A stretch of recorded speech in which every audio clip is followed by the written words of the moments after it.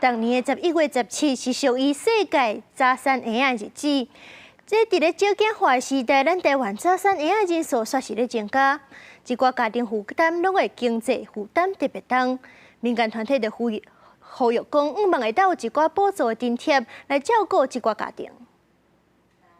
守护早产儿，再迈进一步。民间团体立委同齐发口号，希望各界会当提供早产儿搁较侪医疗照护甲补助津贴的支持。因为台湾即几冬出生率是逐年咧降低，不过早产儿的比例却是直直咧增加。根据国民健康署上新的统计，台湾2017年早产儿比例是9.69%，2023年已经提升到10.87%。另外，早产儿家庭为着要提供婴仔较好的照顾，经济上的担头也加真重。在治疗早产儿，比如说开放性动脉导管这部分的用药，一直都是家长要自费，那一个疗程可能就是要2万块左右。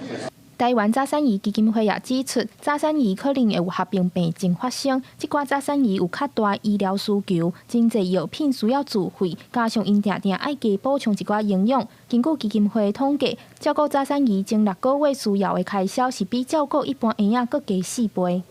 但是有些呢，是连台湾的厂商都不愿意去拿许可证，因为量太少了哦，台湾的市场太小了。那这个时候就用专案输入的方式，那么由 FDA 来协助，然后健保再搭配，那么给付。健保署长也表示，早产儿出现亲像是感冒病变、动脉含了无完全等等，拢是真接看到的病症。针对治疗的药品，因会呼吁厂商申请许可证，赶紧补齐，搁用健保给付的方式来帮助这早产儿家庭减轻因的负担。另外，基金会也指出，家长上在需要带婴仔去治疗，若是会当互这有需求的家长有相关的假通请，满足早产儿家庭的照顾需求，建立一个友善早产儿的环境，互因会当健康成长大汉。记者张家嘅曾俊佑台北报道。